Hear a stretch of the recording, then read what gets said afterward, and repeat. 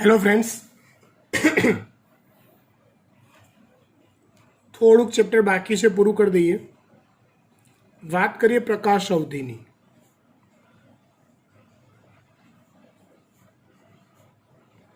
પ્રકાશ અવધિનો અર્થ થાય પ્રકાશનો સમયગાળો. પ્રકાશનો સમયગાળો. પ્રકાશ અવધિ એટલે સમય. તો પ્રકાશના સમયગાળાની અસર વનસ્પતિની વિવિધ દેહધાર્મિક ક્રિયાઓ પર થાય છે.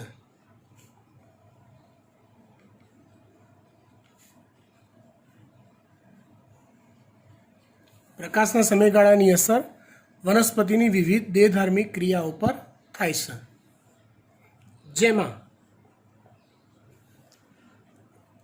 બહુ બધી ક્રિયાઓ આવી શકે, પણ સૌથી વધુ અસરકારકતા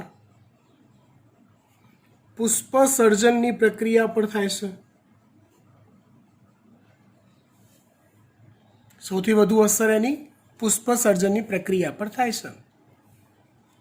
એમાં એવું છે એક્ઝેક્ટલી કે વનસ્પતિ પાસે એક રંજક દ્રવ્ય છે જેનું નામ છે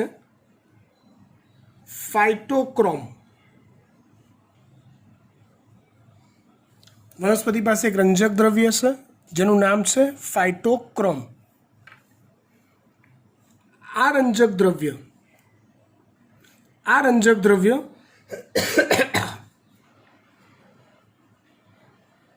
એ પ્રકાશની હાજરી, સૂર્યપ્રકાશની હાજરી સામે સંવેદનશીલ હોય છે. હવે જુઓ, આપણને તો ભગવાને આંખો આપી છે, એટલે આંખોની મદદથી આપણે જોઈ શકીએ. સવાર પડી, સૂર્યપ્રકાશ છે, રાત સૂર્યપ્રકાશ નથી, અથવા સૂર્યપ્રકાશ નથી એટલે રાત થઈ ગઈ, સૂર્યપ્રકાશ છે એટલે દિવસ. આપણે આંખોથી કહીએ છીએ. વનસ્પતિને આંખો તો આપી નથી, તો એ પ્રકાશ હાજર છે, કેટલા સમયગાળા માટે હાજર છે, તો એ સમયગાળો અથવા પ્રકાશની હાજરીની નોંધ લેતું હોય એવું એક રંજક દ્રવ્ય વનસ્પતિ પાસે હોય છે, જેને ફાઇટોક્રોમ કહેવાય છે. બરાબર? એટલે પ્રોસેસ કંઈક આવી હોય, પ્રકાશની હાજરીમાં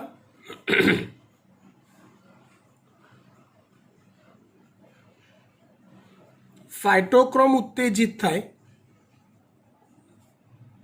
જેની અસરથી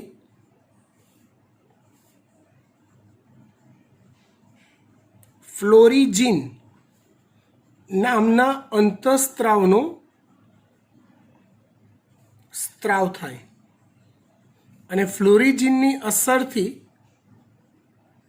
પુષ્પ સર્જન થાય, અને ફ્લોરિજીનની અસરથી પુષ્પ સર્જન થાય છે. જો આપણે એવું કહીએ પૈકી કેટલીક વનસ્પતિમાં શિયાળામાં પુષ્પોદ્ભવ થાય,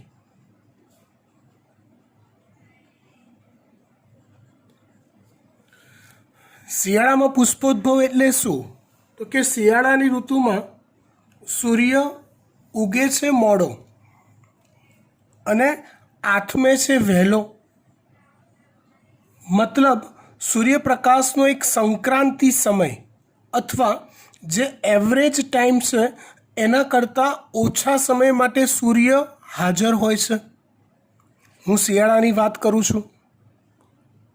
એક સંક્રાંતિ સમય કરતાં ઓછા સમય માટે સૂર્ય હાજર હોય છે.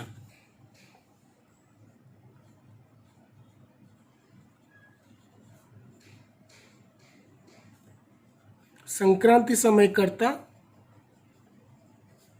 ઓછા સમય માટે સૂર્ય હાજર હોય છે. સીધી સાદી ભાષામાં કહીએ તો દિવસ નાનો હોય છે, બરાબર.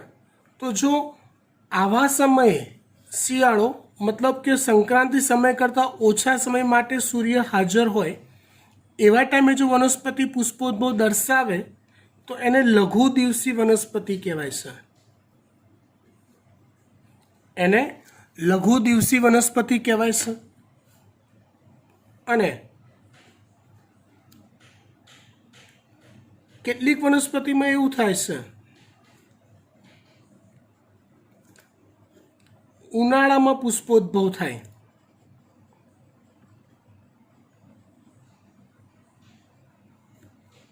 તો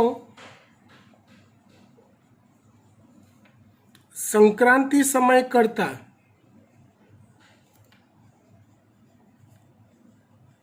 વધુ સમય માટે પ્રકાશ હાજર હોય. ઉનાળામાં આવું હોય, સૂર્યોદય વહેલો થઈ જાય અને સૂર્યાસ્ત મોડો થાય. સૂર્યોદય વહેલો થાય અને સૂર્યાસ્ત મોડો થાય એટલે શું થાય મિત્રો? દિવસ મોટો થયો ને. તો એવું હોય છે. તો જો વનસ્પતિમાં ઉનાળામાં પુષ્પોદ્ભવ થતો હોય તો એવી વનસ્પતિને દીર્ઘ દિવસી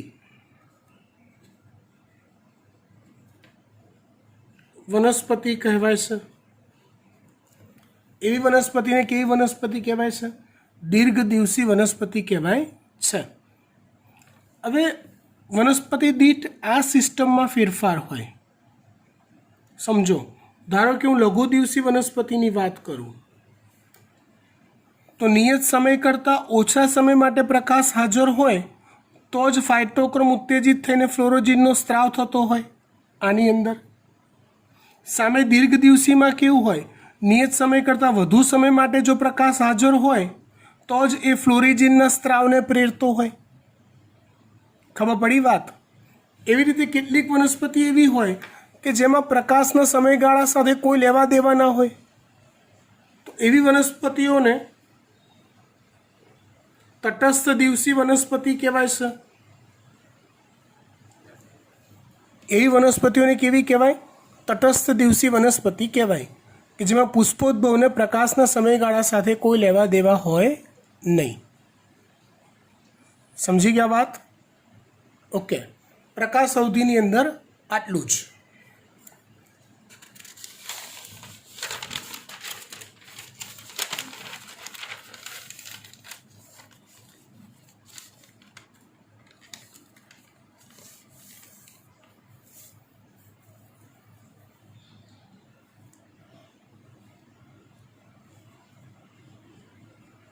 ત્યાર પછી વાત કરીએ આપણે વાસંતીકરણની.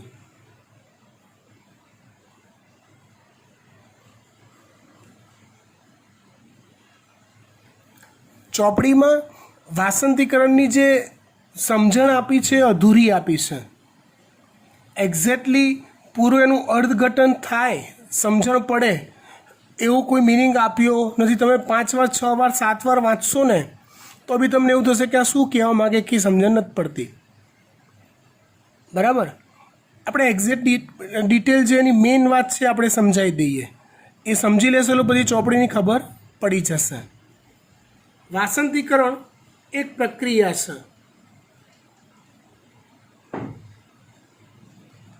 કૃત્રિમ માનવ નિર્મિત પ્રક્રિયા છે. તો કે જે વનસ્પતિમાં નીચા તાપમાને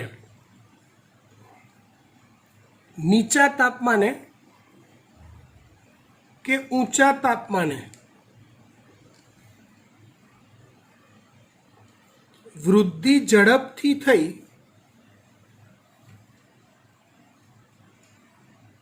પુષ્પોદ્ભવ કે બીજ પ્રાપ્તિ થતી હોય તેવી વનસ્પતિને અપાતી એક બાહ્ય ટ્રીટમેન્ટ છે. શું? વાસંતીકરણ. હું તમને સમજાવું. ધારો કે કોઈ એક એક્સ વનસ્પતિ છે જેનું વાવેતર ધારો કે શિયાળામાં થાય છે અને એનો પાક આવવો એટલે બીજ કે પુષ્પ સર્જન થવું, રાઈટ? એ ધારો કે ઉનાળામાં આવતું હોય. સમજો. હવે આ શિયાળાથી ઉનાળાનો સમય જુઓ તો 8 મહિનાનો સમય લાગી ગયો આશરે. એટલે પાક આપણને 8 મહિને મળે. ખબર પડી વાત? હું જે સમજાવું છે બરાબર ધ્યાનથી સમજજો. વાસંતીકરણનો એક્ઝેક્ટ પર્પઝ શું છે? હાલ આપણે લોજિક સમજી રહ્યા છીએ વાસંતીકરણ કરવા પાછળનું, પછી વાસંતીકરણ સમજીશું. હવે ધારો કે કેટલીક વનસ્પતિ એવી હોય ઉનાળામાં એનું વાવેતર થાય અને ચોમાસાના અંતે એનો પાક આવતો હોય તો આશરે 8 મહિના એ પાક લેવા માટે રાહ જોવી પડે. અત્યારની આપણી પરિસ્થિતિ કેવી છે ખબર છે કે ભાઈ જેટલો ઝડપથી પાક મળે, હવે ધારો કે હું એવું વિચારું આ પાક 8 મહિનાની જગ્યાએ જો 6 મહિનામાં મળી જાય તો કે 2 મહિના એક્સ્ટ્રા બચ્યા. સમજો, 2 મહિના એક્સ્ટ્રા બચ્યા તો એ ગાળા દરમિયાન કંઈક બીજું ખેતરમાં ઉગાડી શકાય. વાત ખબર પડે છે? શું કહીએ છીએ આપણે કે જો 8 મહિનાની જગ્યાએ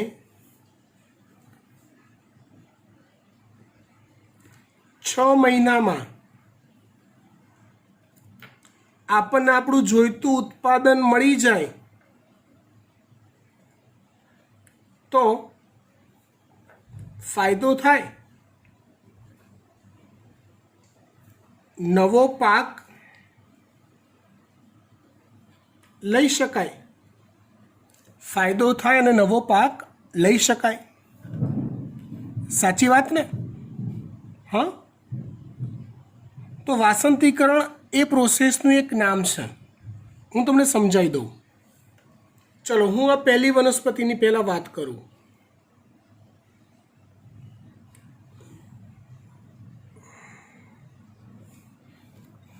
આ વનસ્પતિ જે છે એના બીજને વાવેતર કરતા પહેલા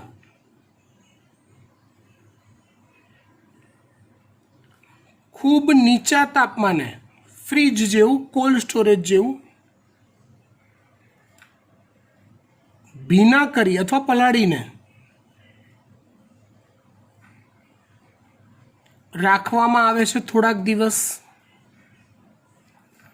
ઇન શોર્ટ, બીજને આપણે વાવેતર કર્યું નથી, એટલે જે અવસ્થા એ નેચરલી ખુલ્લા પર્યાવરણમાં મેળવતી હતી એ અવસ્થા એના જીવનમાં બીજને પાણી આપી. જો તમે પાણી આપો ને બીજને, એટલે બીજના કોષો સક્રિય થઈ જાય. ત્યાં સુધી બીજ એની સુષુપ્ત અવસ્થામાં હોય. બીજને પાણી આપ્યું એટલે બીજના કોષો સક્રિય થઈ ગયા અંદરના, અને એ ટાઈમે પછી તમે એને ઠંડક આપી દો છો. એટલે એને એવું ફીલ આપી રહ્યા છો કે બકા તારી આ પ્રોસેસ જો ચાલુ થઈ ગઈ છે.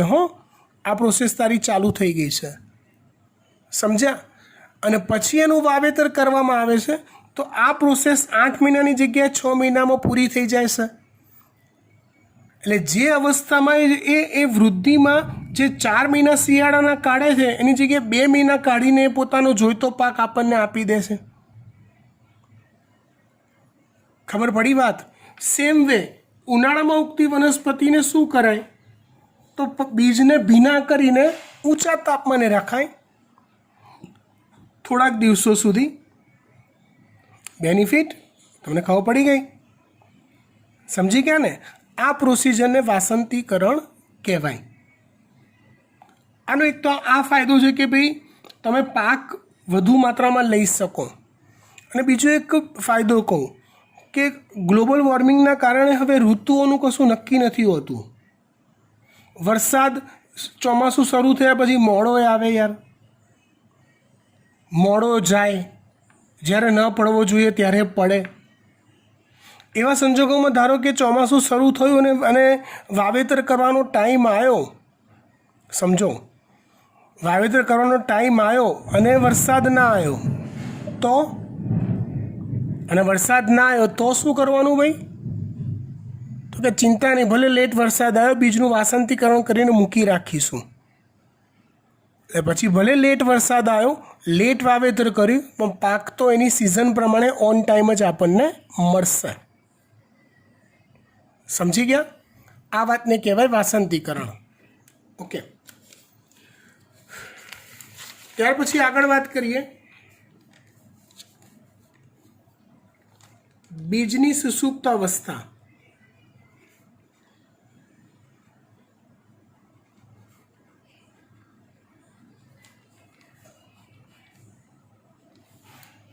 જો વનસ્પતિમાં ભગવાને પ્રચલન ક્ષમતા આપી નથી. વનસ્પતિમાં પ્રચલન ક્ષમતા નથી આપી. પ્રાણીઓમાં છે, વનસ્પતિમાં પ્રચલન ક્ષમતા નથી. એટલે પ્રાણી જાતિઓ જે છે ને એ પોતાનો ફેલાવો કરી શકે છે.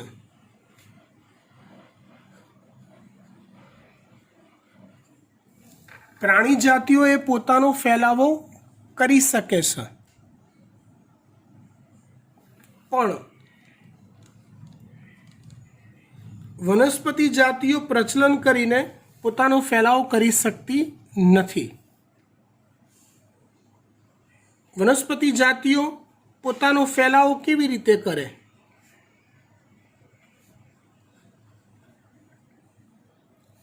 તો કુદરતે એ લોકોની એક વ્યવસ્થા આપી છે કે એમના જીવન ચક્રમાં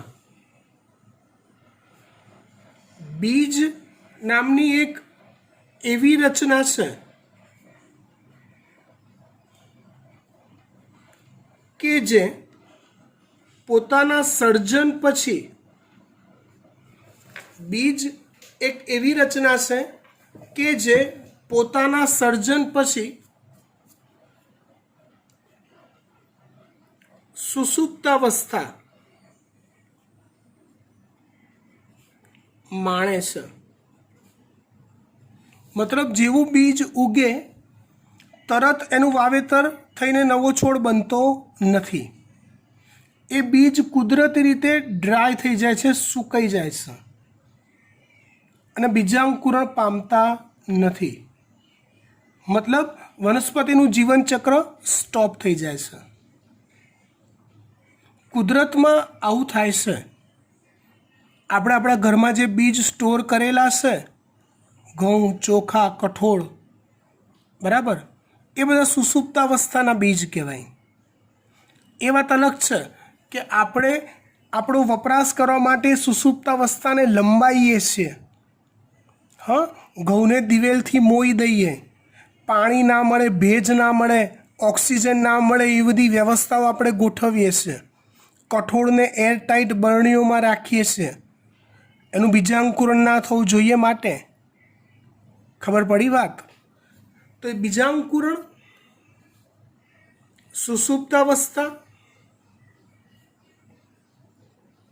નો હેતુ શું? કુદરતમાં ધારો કે આવી રીતે કોઈક ફળ આવ્યા અને અંદર બીજ હોય તો બીજ તરત બીજાંકુરણ ના પામે. મતલબ એ બીજ ફેલાય, દૂર દૂર સુધી જાય, પછી જમીન પર પડ્યા હોય, વરસાદ આવે તો વરસાદની સાથે સાથે પાણી સાથે તણાય, નદીમાં જાય, નદીના કોઈક પટમાં 500-700 કિલોમીટર દૂર જઈને પછી પાછું એનું બીજાંકુરણ થાય.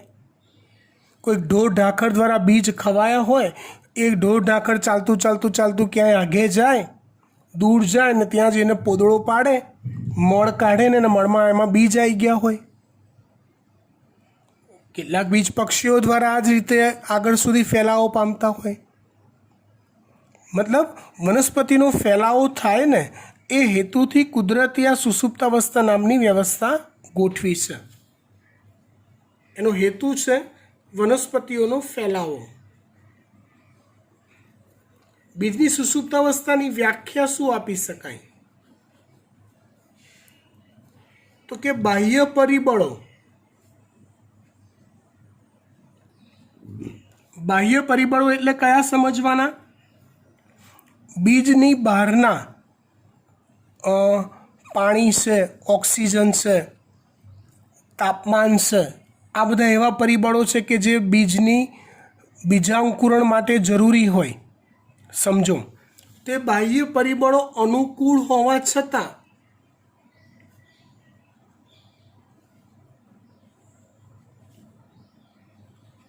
બીજમાં આંતરિક પરિબળોના લીધે જો બીજાંકુરણ ન થાય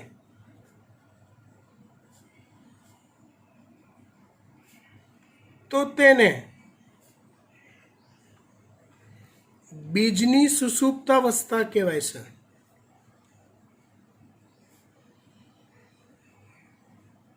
હું તમને સમજાવું.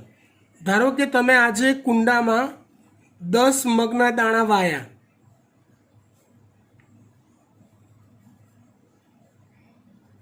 દસ દાણા એક્ઝેક્ટ તમે વાવ્યા, તો શું 10 છોડ ઉગશે?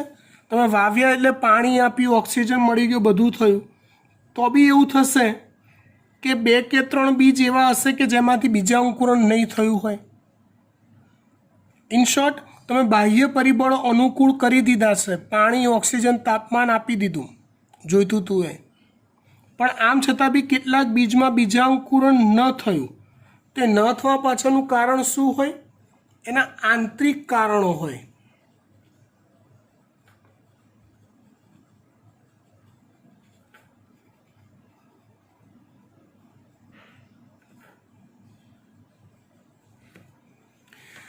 એને સાચુકલીમાં બીજની સુષુપ્તાવસ્થા કહેવાય છે.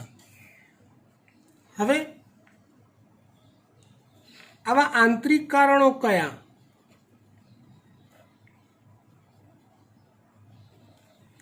તો એવું બને કે બીજનું જે બીજાવરણ હોય ને એ કઠણ હોય. બીજું એવું કારણ આવે અછિદ્રાળુ બીજાવરણ. જો કઠણ બીજાવરણ એટલે શું થાય? સખત બીજાવરણ. અને સખત બીજાવરણના લીધે શું થાય? પેલું બીજ છિદ્ર જે હોય ને એમાંથી મૂળ વૃદ્ધિ પામીને બહાર જ ના આવી શકે. બીજ હોય આમ, તો અહીંયા બીજ છિદ્ર હોય તો મૂળ પહેલાં વૃદ્ધિ પામીને બહાર આવે, પણ બીજાવરણ જેટલું સખત હોય મૂળ વૃદ્ધિ પામીને બહાર જ ના આવે, એટલે બીજાંકુરણ ના થાય. અછિદ્રાળુ બીજાવરણ એટલે બીજમાંથી પાણીનું શોષણ જ ન થઈ શકે પૂરતું, તો પણ બીજાંકુરણ ન થાય.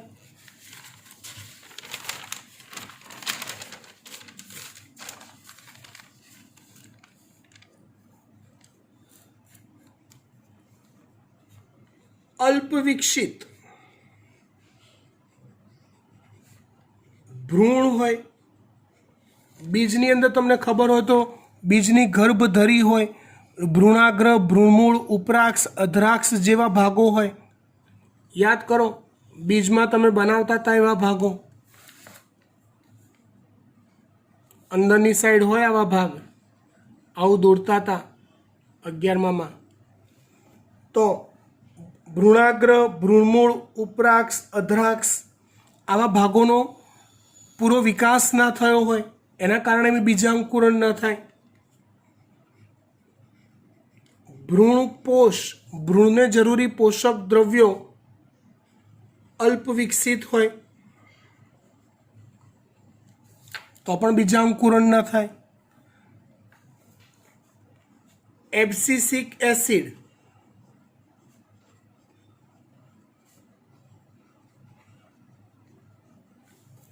જેવા રસાયણોની હાજરી, એબ્સિસિક એસિડ જેવા રસાયણ કે જે બીજાંકુરણની અવસ્થાને અવરોધતા હોય, તો એની હાજરી જો બીજમાં વધુ હોય તોય બીજાંકુરણ ના થાય.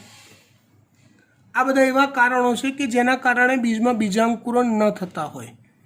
ભગવાને આ કારણો કુદરતી રીતે આપેલા છે, કારણ એને દૂર દૂર સુધી ફેલાવો કરવાનો છે માટે. રાઈટ. હવે મનુષ્ય બુદ્ધિશાળી પ્રાણી છે.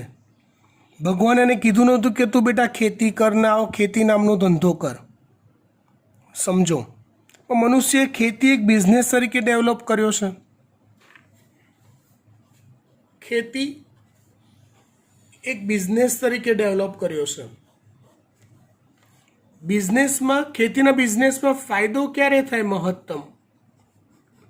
કે ધારો કે હું કોઈક વનસ્પતિના 1000 બીજ વાવું અને એમાંથી 700 બીજ ઉગે,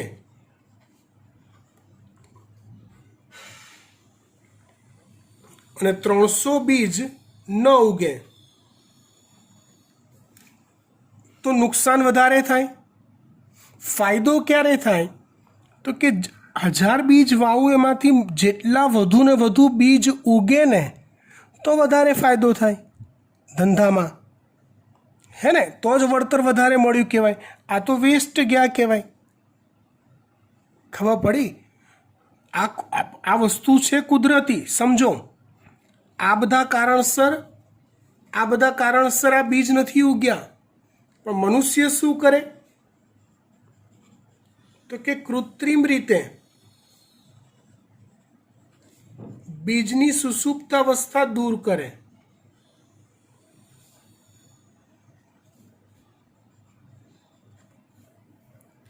કંઈક ગતકડા કરે કે જેનાથી મેક્સિમમ બીજ બીજાંકુરણ પામે. કેવા? તો કે બીજને કાચ પેપર વડે, પેલું ચૂનો કર્યો હોય ઘરમાં અને ફરીવાર કરવું હોય તો કાચ પેપર ઘસતા હોય છે ચૂના પર. એક સાઈડ સાદું પૂઠું હોય, બીજી બાજુ કાચ લગાડેલો હોય, એને કાચ પેપર કહેવાય. એ કાચ પેપર વડે ઘસ્યો. એ ઘસવાથી શું થાય કે જો બીજાવરણ અછિદ્રાળુ હોય તો એ છિદ્રાળુ થઈ જાય છે. બીજને જિબ્રેલિક એસિડ જેવા રસાયણોની અસર આપવાથી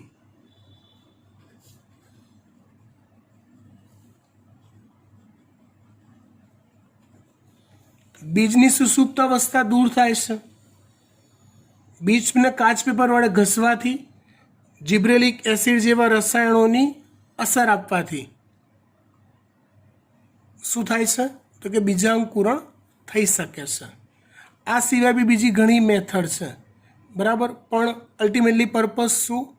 તો બીજાંકુરણનો દર વધારવો, જેનાથી બિઝનેસમાં મહત્તમ ફાયદો થાય.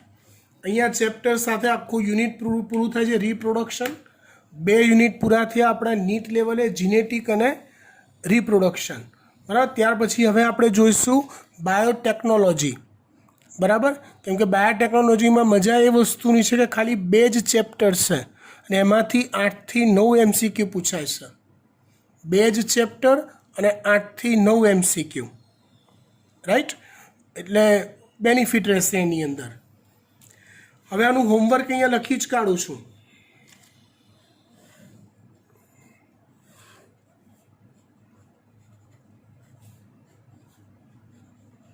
એકવાર ચોપડીમાંથી મોઢે કરી લખવું.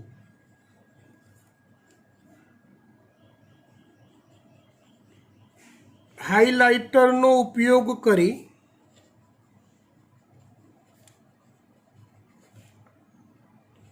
વાંચવું અને તે પેજીસ પણ હોમવર્ક તરીકે, કેમ કે આ વાંચવું હાઇલાઇટરનો ઉપયોગથી એ પણ એક હોમવર્ક જ છે, તે પેજીસ પણ હોમવર્કમાં અપલોડ કરવા.